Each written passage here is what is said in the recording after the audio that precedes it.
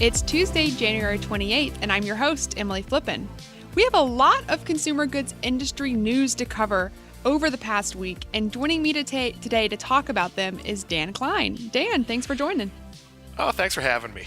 There's a lot to cover, and we're going to get to some interesting bankruptcies and some changes that we're seeing in the way that companies maybe manage their assets. But first, we have to start with the big story, or at least what I perceive to be as the big story. And that's McDonald's rolling out a chicken breakfast biscuit across the nation. Well, I'm doing this episode dressed as Grimace, so I'm in a big purple suit as far as anybody knows. No. So there is a chicken sandwich war going on, and McDonald's is firing sort of the latest salvo. And this is a little bit odd to me, though I do live in the South where the chicken biscuit, if you go to Bojangles, you can get a chicken biscuit for breakfast, and fried chicken as a breakfast food is considered normal. As someone who's from the Northeast, that is a bit of a culture shock for me. And what McDonald's is doing is nationwide, they're going to roll out a chicken breakfast biscuit and a chicken breakfast McGriddle. And this is all about having an answer for Chick-fil-A and really giving consumers sort of more options and saying, hey, you know what? If you come to McDonald's at 10:30 in the morning, you have this option now, so you don't have to go to Chick-fil-A just to get a chicken breakfast sandwich. For what it's worth, I don't think anybody was being forced to go to Chick-fil-A for their breakfast sandwiches, but I do think it's a move in the right direction. The McDonald's franchisees themselves have been long pushing for a competitive chicken sandwich. But I guess the question I have for you, Dan, is, do you see this as being, a fad? Because I remember 3 years ago, I was covering Cracker Barrel, which has not been the best company, up and down a little bit, largely trading flat. But Cracker Barrel at the time was rolling out this new initiative they called Holler and Dash, which was a fried chicken and biscuit fast casual chain. And I feel like they were ahead of the curve there, but it really hasn't moved the needle for them at all. So is this a fad? Is it going away, or is it staying? Well, here's the thing. A chicken breakfast sandwich or a chicken anytime sandwich is a tool in your arsenal. And one of the things McDonald's has going for it is if you're with, say, a group of friends or a family of 5 or, people who work together, whatever it is, Chick-fil-A is very specific. It's largely a chicken company. They have more of a diverse breakfast menu. They have bacon, they have sausage, but at lunchtime, if I want a burger and you want a chicken sandwich, McDonald's is a better option than going to Chick-fil-A. And I think that's sort of where this is fitting in. This isn't Popeyes, which is a chicken company that damn well better have a good chicken sandwich or people are going to go to Chick-fil-A. McDonald's still needs a better all-day chicken option, and that's something that I think franchises will get at some point.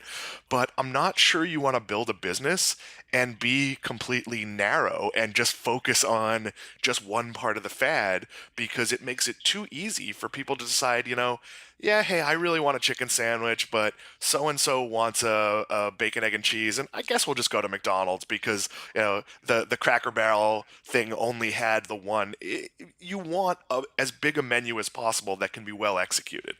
This, we talked a little bit earlier, I feel like the breakfast wars themselves could be an entire episode of industry-focused consumer goods. We also see IHOP coming out with a very soft launch for 2020 of their own kind of fast, casual breakfast food chain. So, Dan, I'm going to put it on to you. There's a gun to your head, and you have to get breakfast tomorrow morning. Where are you going? What are you getting?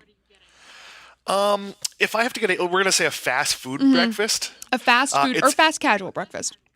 So, fast food, it's definitely a Burger King croissant. Ooh. Their hash browns aren't as good. The croissant looks nothing like what the pictures of it look. It's not like a big fluffy croissant. It's a big sad thing.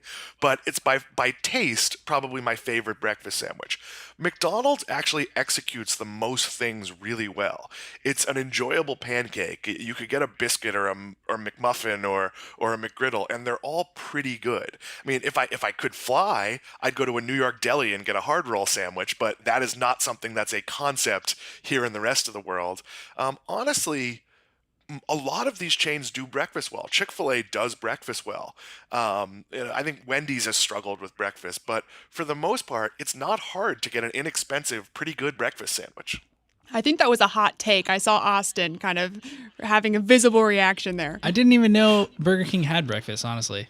Oh, come on. You've never Nonetheless, had a a sandwich? No, but I think if I had to pick, I'd do the Taco Bell breakfast steak crunch wrap. Can't top it. I'm not decide with Austin on this one.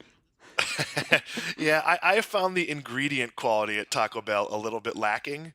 Though I will give a shout out to the Cinnabon sausage wrapped in a pancake. That's probably like 8,000 calories for the order. It's not actually a pancake. It's more of a pastry. Those are really, really good too. So I think we have a plan. We're going to go on a breakfast crawl the next time I'm in town. Yeah, I don't think I realized the breakfast universe was as vast as it was, but maybe this is a great thing for investors and consumers alike. But yeah, moving on to some retail news, we have a lot of updates coming out of some of the major retailers here in the U.S. over the past week about store closing, namely, and I apologize, I'm going to butcher the name of this retail outlet, Papyrus? Closing all... Papyrus. Papyrus, there you go. Closing all of their stores nationwide. I feel like that's a great example of the fact that I couldn't even pronounce the name of their store, and I'm probably right there in their target demographic. So there's a lot of stores that are closing locations. Macy's, JCPenney, Bed Bath & Beyond, GameStop, Express, Pier 1 Imports. And there's sort of a false narrative around those stores that it's changing consumer habits, people are buying online, they're not going to the mall.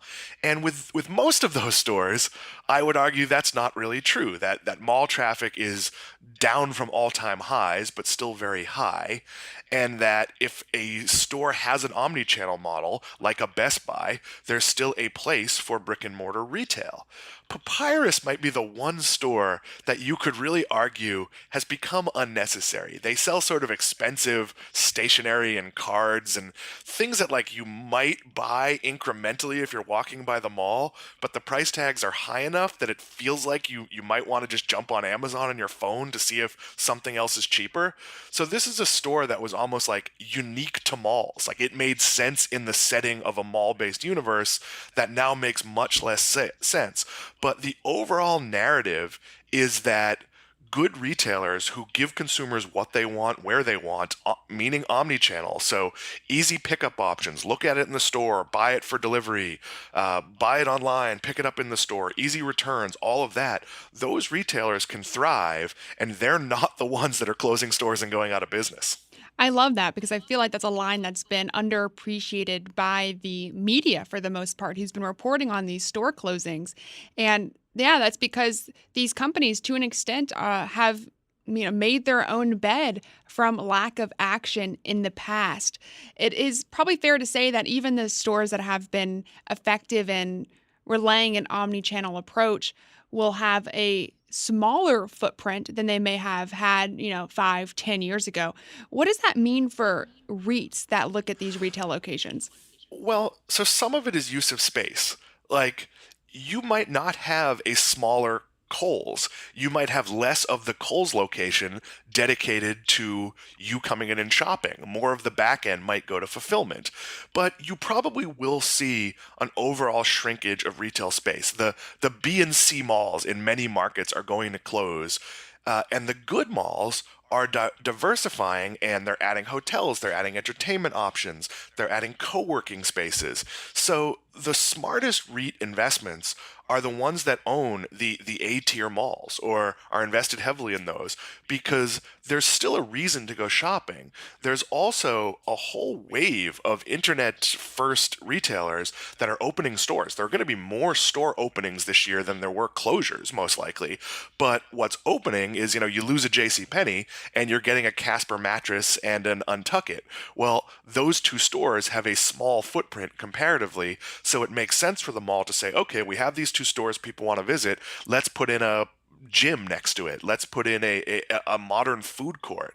So really look at the quality of the mall. If you go to the mall and the food court has like a couple of local restaurants you've never heard of, and like more than 50% of the mall is dedicated to stores that sell cell phone cases and sneakers, those malls aren't doing well. You want to look at the mall that has the really interesting mix of stuff, maybe has a couple of cosmetical places. That's been a growing category in malls.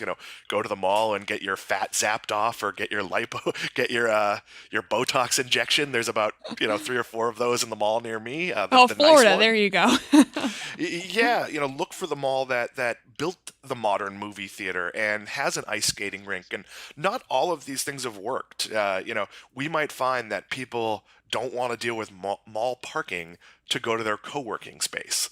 On the other hand, I was a member of a co-working space for about a year in an outdoor mall that it was nice. There were a lot of lunch options. There were stores. I could go to the movies at 3 in the afternoon. It was 2 doors down.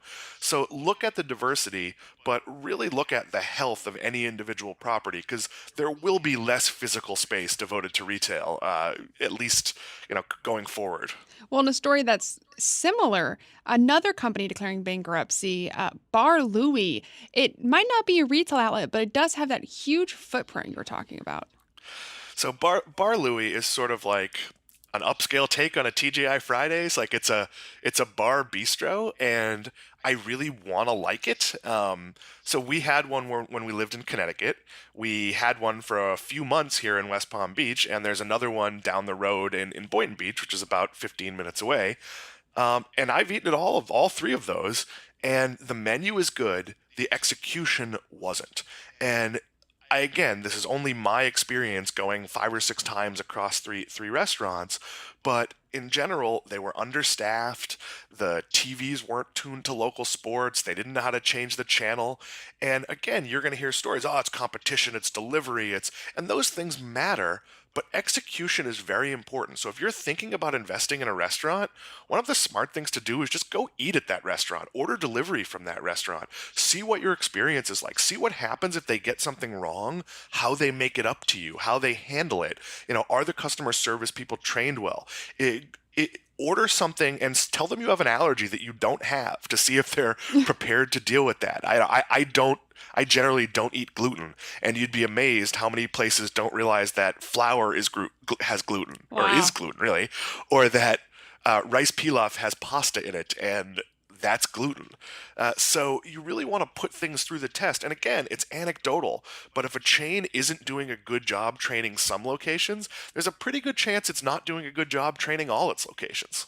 I love the fact that you gave it 5 or 6 chances, because that's 4 to 5 more than I would have given it under the same scenario. So there's a story behind that. I have a 15-year-old, and those of you that have teenagers know you are sometimes driven by what they like. And they had a tater tots appetizer that had like bacon and cheese, and it took him a long time to eat. So it was a way for me to get to watch some football or things I wanted to do on TV that would take him longer than if I just got him like chicken fingers somewhere.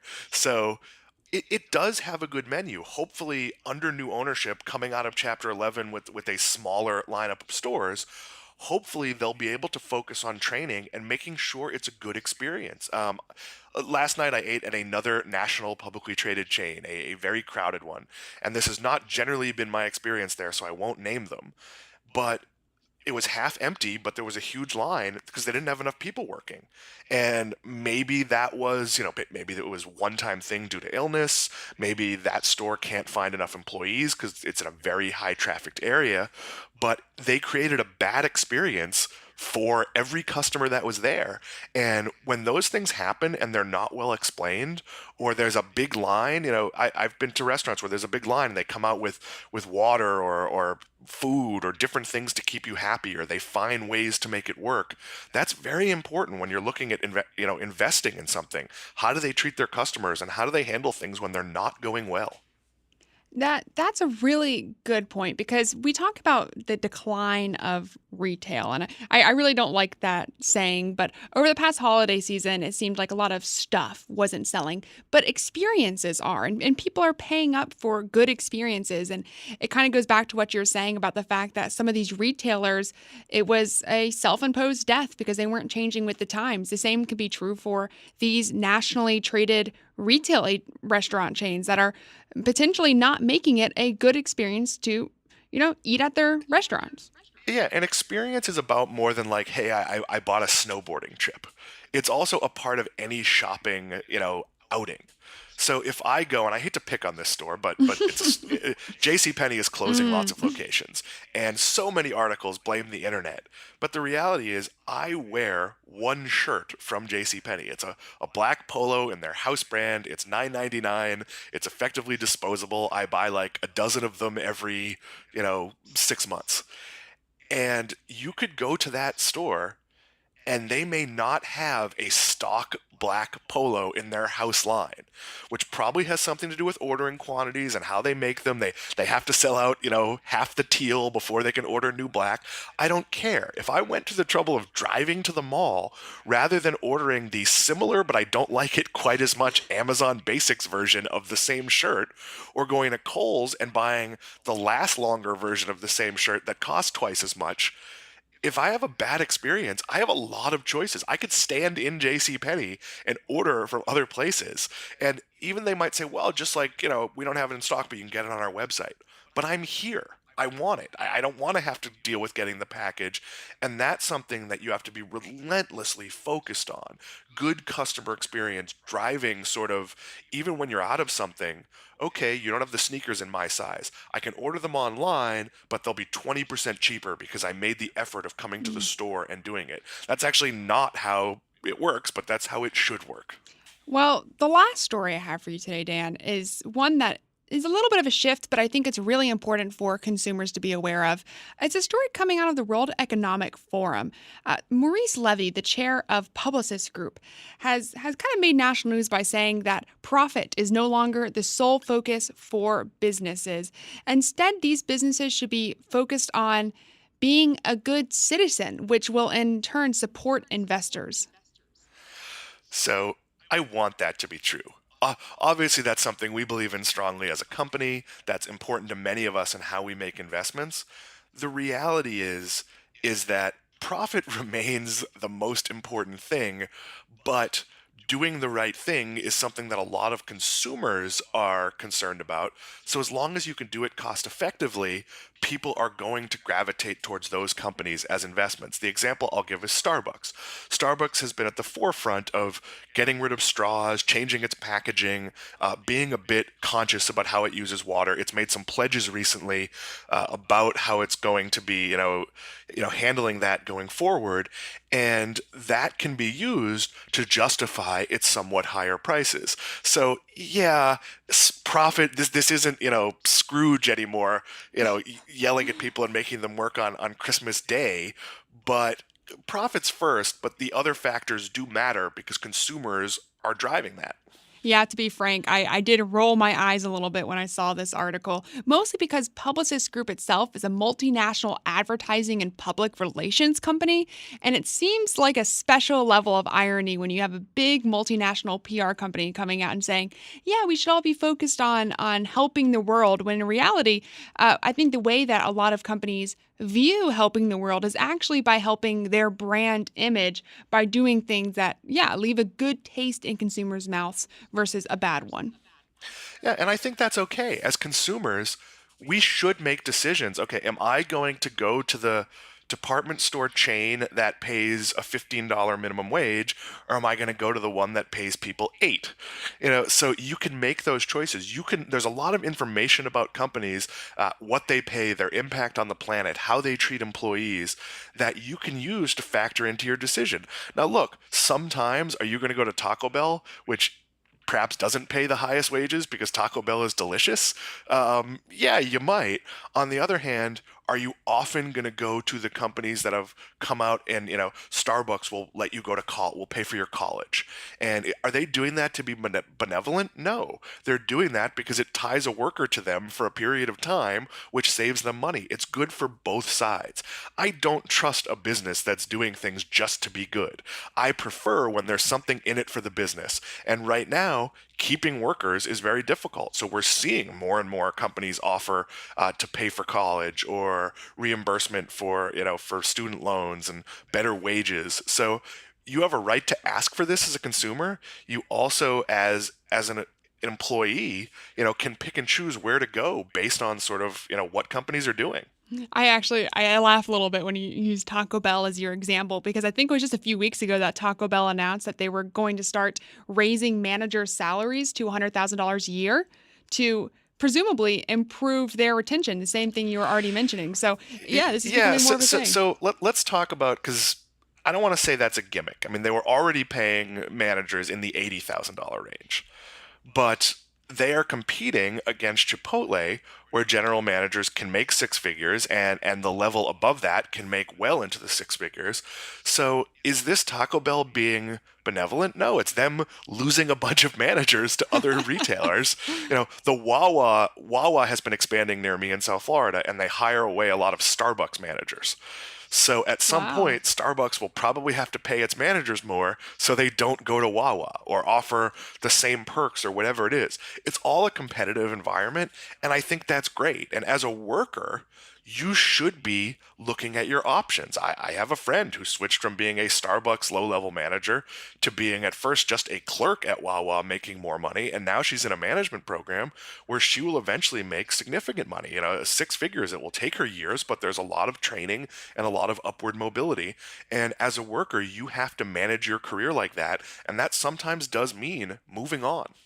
Well, Dan, thank you so much for joining us today. I think if anything, we've all learned that we should be trying to be fast food managers and eating lots of chicken sandwiches. Wow, and this was a diverse episode, so no. A real motley collection of topics and stocks.